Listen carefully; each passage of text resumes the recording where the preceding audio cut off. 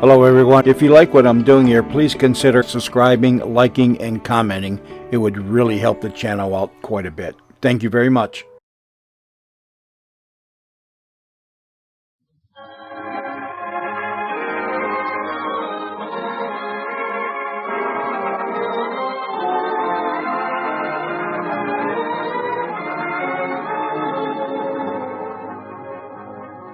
Welcome, everybody. Tonight, your neighborhood good golf dealer joins the golf companies in presenting the second of the Motion Picture Star's own program, the Golf Screen Guild Show. With Loretta Young, Fred Astaire, Herbert Marshall, Franklin Pangborn, Tino Corrado, Oscar Bradley, and Hollywood's favorite master of ceremonies, George Murphy.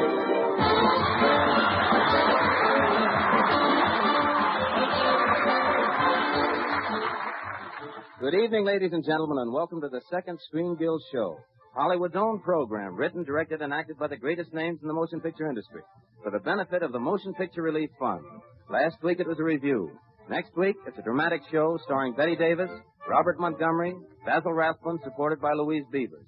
Each week we bring you a different type show with a different cast of stars.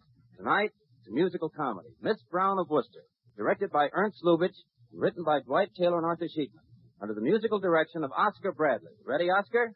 Lights. Music. Curtain.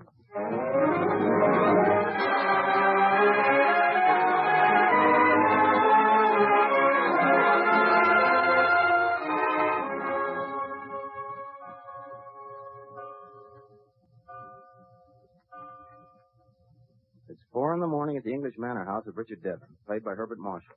The radio in the darkened drawing room is turned on. In front of it, we find Alice Brown, his fiancée, played by Loretta Young. The program she is listening to is a transatlantic broadcast from the famous Sky Room of New York's Hotel Astoria. Jerry Gale, known as the Rhythm Romeo and acted by Fred Astaire, is just beginning his midnight broadcast.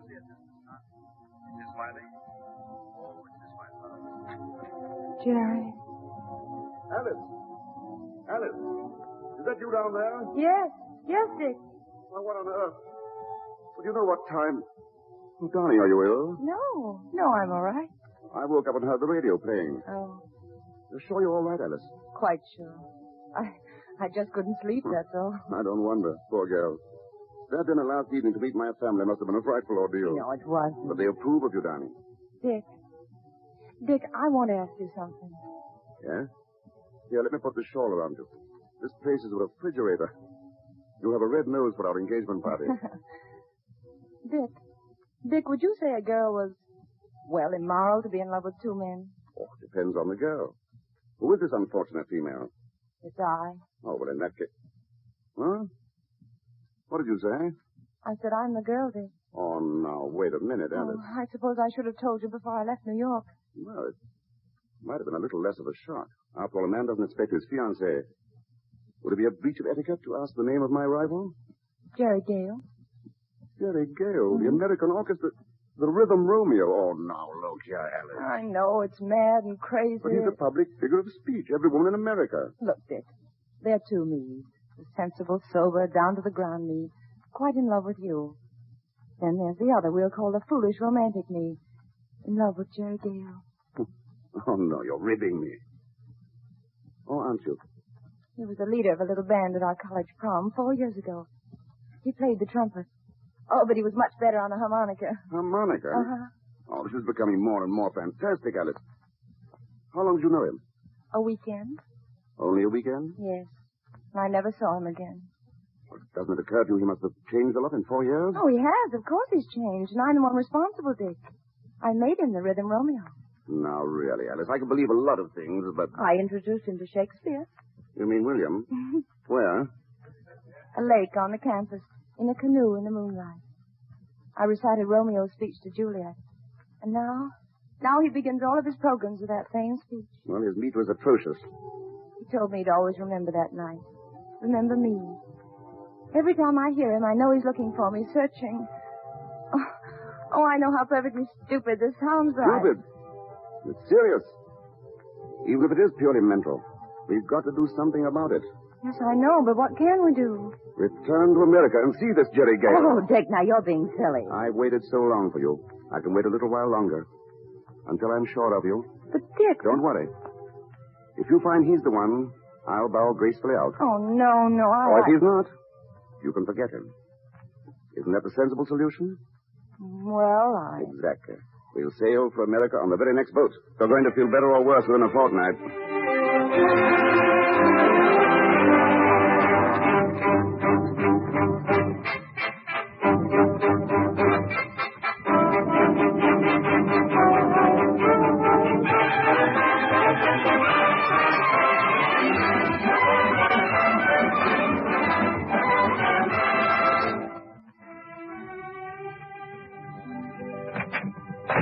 Mr. Lester, the band. She has played 3 numbers. Where is Jerry Gale? I am Jerry Gale's manager, not his nursemaid. I'm manager of the Astoria Sky Room.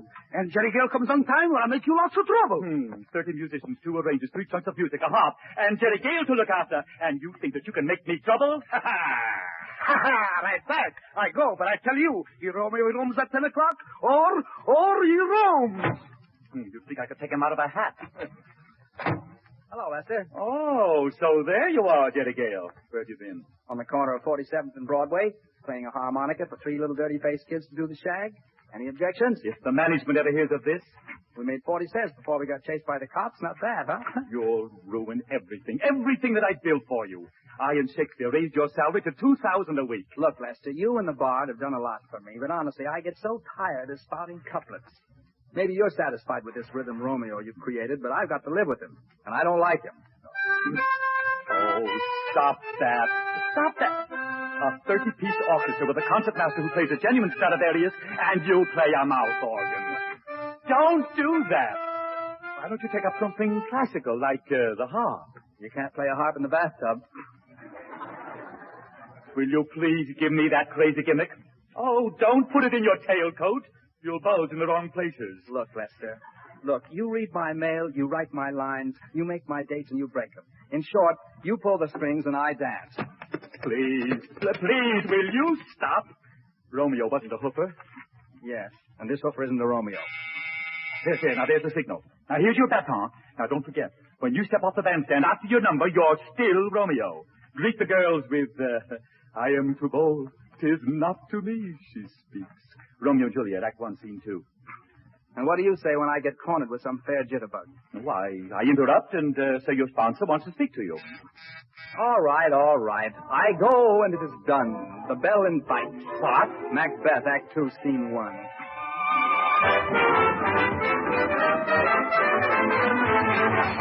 This can't be love because I feel so well.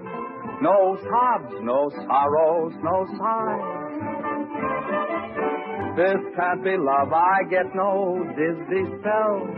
My head is not in the sky. My heart does not stand still, just hear it beat. This is too sweet to be loved. This can't be love because I feel so well, but still I love to look in your eyes. Thank you very much. Thank you, everybody. Thank you, ladies and gentlemen. So that's the Jerry Gale we've come 3,000 miles to meet. Yes, Dick. Looks quite a decent chap, Alice. He's just as I remembered him. I'll see if Mr. Gale will join us. Oh, look, Dick, he's seen me. He's coming over. Oh, Mr. Gale, will you play Two Sleepy People?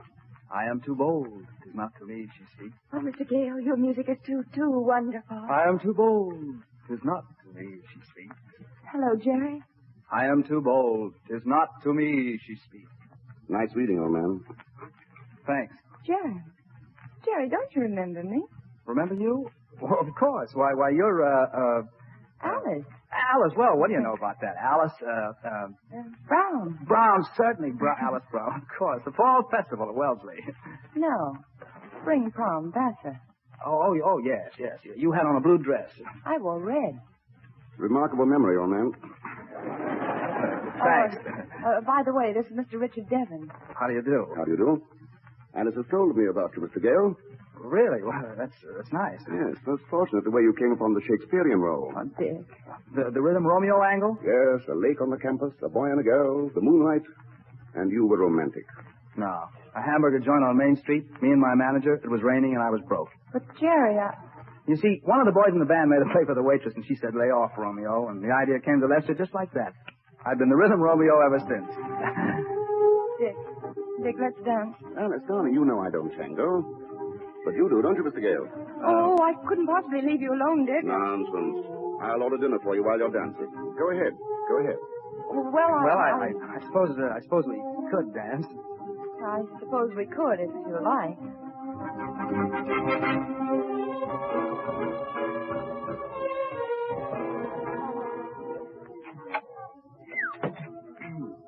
This balcony is a lot better. Is that line inspired by Mr. Lester, too? You know, I'm afraid you've got me all wrong, and I don't blame you. No? I got off on the wrong foot, and I can't seem to get back in step again. Well, why bother? Well, because I do remember you. Oh, not your name or the school, maybe, or the color of your dress, but I remember you and everything that happened that weekend. Really? Mm-hmm. You don't believe me? No. All right. Didn't you find my harmonica, and didn't I have to go to the sorority house to claim it? And didn't you make me play it to prove it was mine? Yes. Yes, and then you dated me for the next night. Sure. That was why I stayed over. You called for me in the town's only taxi. It was payday. Yes, but we walked down to the lake. And paid $1 for a red canoe. It was blue. It was swell. There was a full moon. 2 of them. One upstairs and one down on the lake. Yeah. And you sang a funny little song, do you remember? There ought to be a moonlight saving time, so I could love that gal of mine. And you recited... What light from yonder window breaks? It is the east. And Juliet is the sun. That's it. That must have been why I took Lester's suggestion. I was remembering you and the way you read those lines. And when we reached the shore, you said, beautiful. I didn't mean Shakespeare. And you kissed me. Yes. Yes, I... Darling. Darling.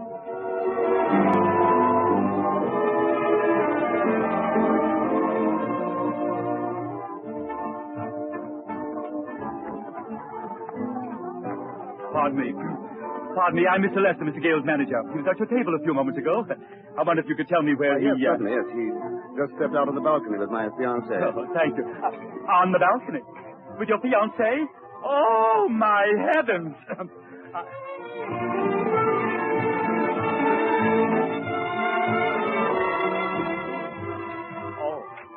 Oh, here you are. I say, here you are. Mr. Gale, your sponsor wants to speak to you. I say your sponsor wants to speak to you. Mr. Gale, your sponsor!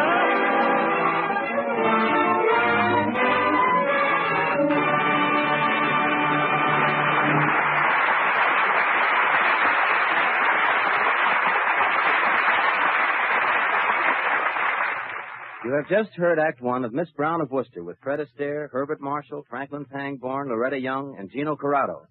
Now, before we bring you Act Two, we'll have just a few words from John Conte.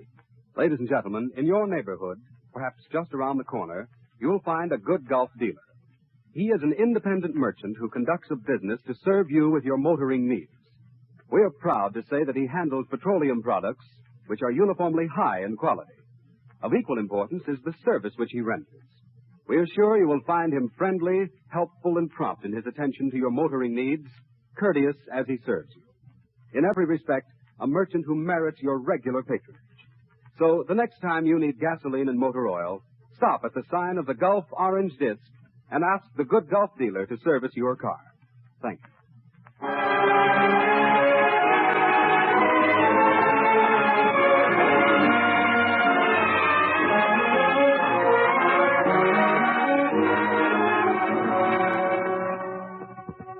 The curtain is about to rise on the second act of our musical comedy, Miss Brown of Worcester. Alice Brown and her former love, Jerry Gale, the famous orchestra leader, have been doing the town for the past 2 weeks with a man she is engaged to marry, Richard Devon. Devon has been learning that even in America, 3 is a crowd. Lights, music, curtain.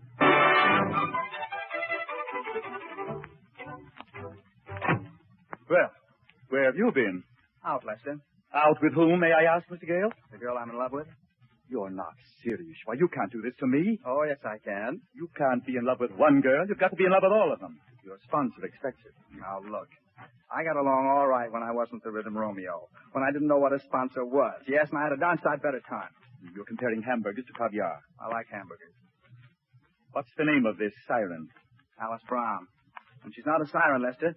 She's in love with me, not the Rhythm Romeo. You are the Rhythm Romeo. Yes, but she isn't in love with him. She's in love with the fellow I was 4 years ago. He was a halfway decent chap. He didn't spout Shakespeare, and he wouldn't steal another fellow's girl. You mean there's another man in love with her? Yeah, a grand fella, too. Look, Lester, I'm in a spot. What can I do? Well, you certainly can't marry the girl. No, you're right, Lester. I can't marry her. Now you're talking sense. No woman could be happy married to me with a postman dumping 1,000 phony love letters on our breakfast table every morning. Watching me look foolish while fans ask for autographs, grab my hat, tear off my tie for a souvenir. Mrs. Rhythm Romeo. Why, Alice couldn't stand that for a month. That's right. That's right, Mr. Gale. That's perfectly right. I've got to show her that Devon's the man for her now, but I don't know how.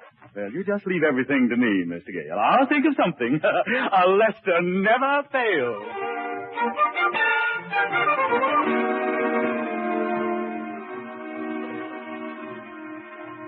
Dick, did you see this headline? How about some tea, Alice?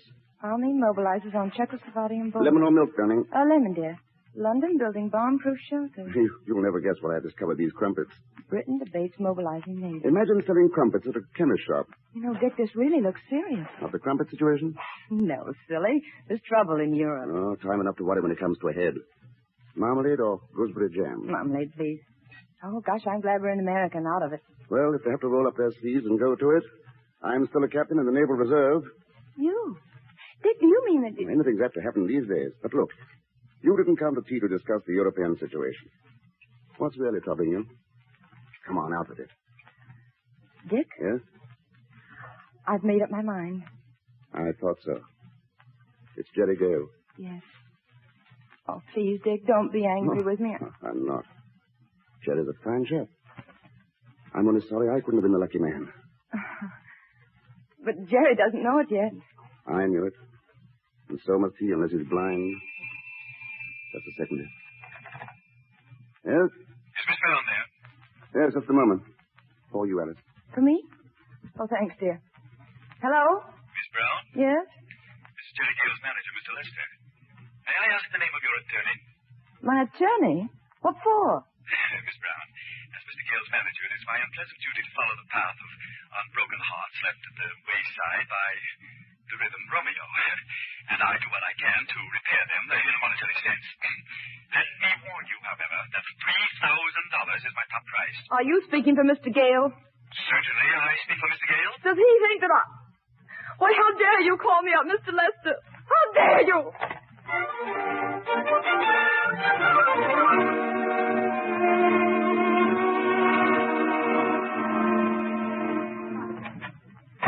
Where's Gale? Rehearsing his orchestra. Oh, he'll be through in a moment. Sit down. Have a cigarette? A drink? No, I don't want to drink and I don't want to smoke. I want to see that bounder Gale. Let go my coat. Don't use getting excited. Let me go. Well, Dick? Mr. Bounder, I mean, Mr. Gale, I did. Oh, for heaven's sake, do something. Dick, what's the trouble? I came for the $3,000. What's $3,000? The $3,000. Did you sell me something? Do you pay off by check or does your Mr. Lester keep the cash on hand? Look, Dick, what's it all about? Mr. Gale, I can explain. Explain? Better talk fast, Lester. You better talk fast and well. Well, after our little talk this morning... Oh, so you and Gale did have a talk. Oh, sort of a talk. Oh, but Romeo, Jerry, I mean, Mr. Gale, he doesn't know my talk. Lester, calm yourself. Who's calm? Nothing's the matter with me. I'm perfectly excited. You told me yourself that you shouldn't marry Miss Brown, so I only pretended to offer a settlement on the phone. I only... A settlement? Why, you wart.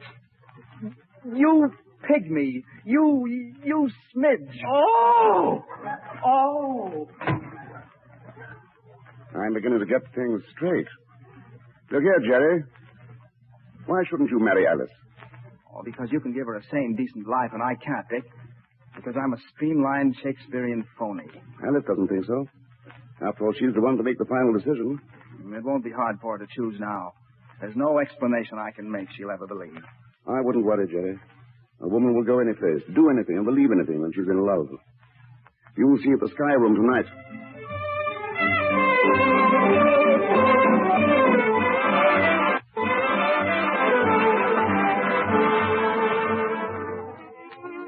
But why, Dick? I never want to speak to Jerry again. I never even want to see him. Why must we come here tonight? Because you're really in love with Jerry. You're angry now. Your pride's been hurt. But he's a great fellow, and you'll be very happy together. I know that. Dick, don't when you see that? When two people love each other, there has to be a lot of understanding. You told me this afternoon you loved him. You love him now, don't you? Hello, Dick. It's all right, old boy. I'll be back in a little while. Alice, I don't know what to say. I don't know if there's anything I can say. You see, I've got so in the habit of speaking for this rhythm Romeo that I can't talk very well for myself. There's your music. I'll be right back. No, I'll sing it from here. I can reach up to heaven and pluck out a star from the blue. It's true, but only when you're in my arms. I can live without riches and still have $1 million or two. It's true, but only when you're in my arms. Though I'm ambitious, my wishes have always been simple and few. Give me the moonlight, the music, and sweetheart, an armful of you. I can see myself doing the things that I never could do.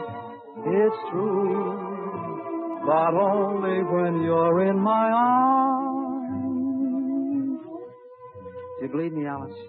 Yes. Yes, Jerry, I believe you. I guess I never really doubted you. I wonder if that blue canoe is still on that lake where we left it. Oh, we could go and find out. Well, looks as though I'd walked in on cue, just in time to offer my blessing and to say goodbye. Goodbye? It seems that little trouble in Europe we talked about has come to a head. The Admiralty has ordered mobilization of the fleet. I'm sailing on the Queen Mary at midnight. So sailing? In an hour? Is it war? Lord only knows. Anyway, I'm off. I've just time to drink to your happiness, pack my bags, and make the boat. It's plain water, so I'll make it a plain toast. Here's to Shakespeare, 1938 version. Romeo gets girl. Goodbye, Alice. Luck, Jerry. God bless. Dick! Gee, what a swell fellow. He gets his orders and goes. Sure. The North Sea and submarines. With a man like that on your side, you can't lose. England can't. But we can, Jerry. We may never see him again. Well, what can we do? Well, I know what we ought to do. So do I. Jerry, I've got to go after him. Bye, Alice. Goodbye. And, Jerry, I think you're swell. I like you, too. Toasting Miss Brown of Worcester.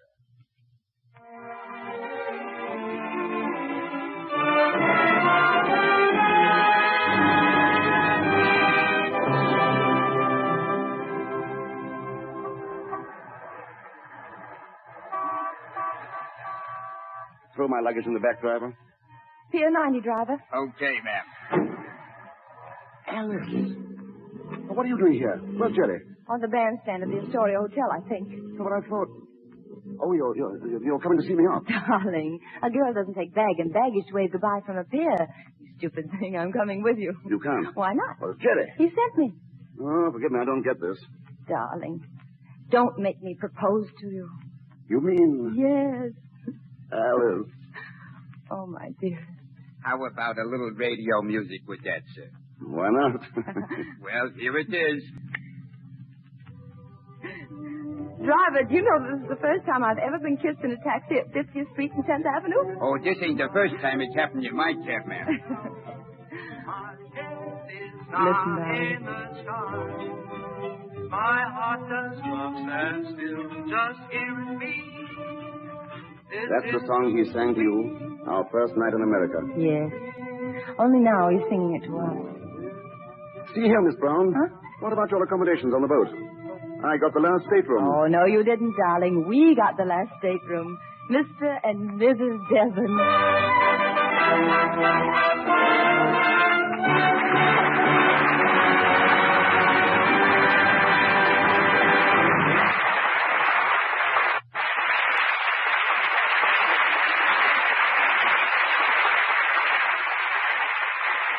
just a moment, Loretta Young, Freddie Astaire, and Bart Marshall will return as themselves. But while they are stepping out of character, here's that stout fella, John Conte. Tonight, ladies and gentlemen, I'd like to say just a few words on behalf of all of us here in the studio. As you all know, the amount paid by the Gulf people for talent on this program is being placed in a special fund. A fund to build a home to care for the aged and indigent people from all branches of the film industry. We're all of us proud to be associated with such a worthwhile project and with this new kind of radio entertainment. We hope you'll enjoy it and that you'll tune in every Sunday at the same time for the Gulf Screen Guild Show, brought to you with the best wishes of your neighborhood good Gulf dealers.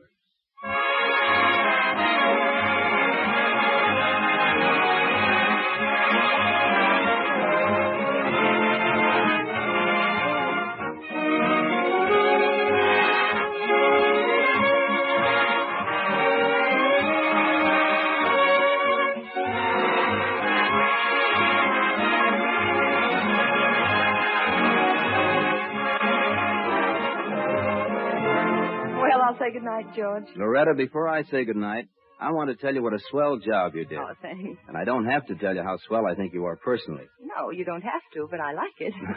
Good night, George, and thanks again. Good night, Loretta.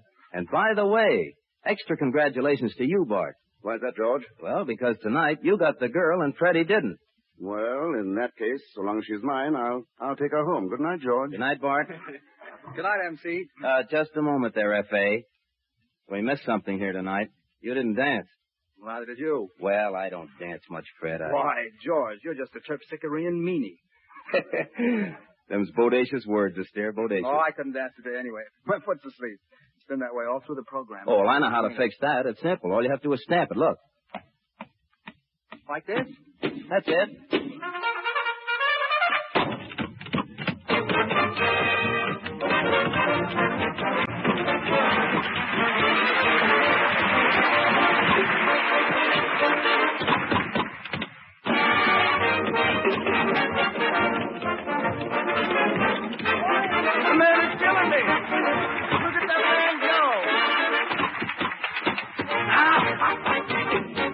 Are the feet awake yet, Fred? Go on, Fred. Thanks for coming.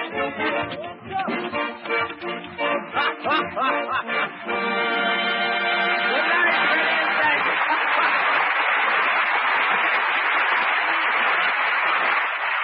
Good night, George. Good night, Freddie. That was a pretty fair gavotte. That was a pretty fair gavotte for two sleepy feet. I'd like to thank Franklin Pangborn and Gino Corrado for being with us tonight for a swell performance. Well, folks, that winds up another Screen Guild show. We hope that you enjoyed it. We'll tune in again next week to hear Betty Davis, Robert Montgomery, Basil Rathbun, and Louise Beavers in an original drama, Can We Forget, directed by Frank Capra and written by Mary McCall. Tonight's Screen Guild show was directed by Ernst Lubitsch, written by Dwight Taylor and Arthur Sheikman. This is George Murphy saying thank you for the motion picture industry, and good night.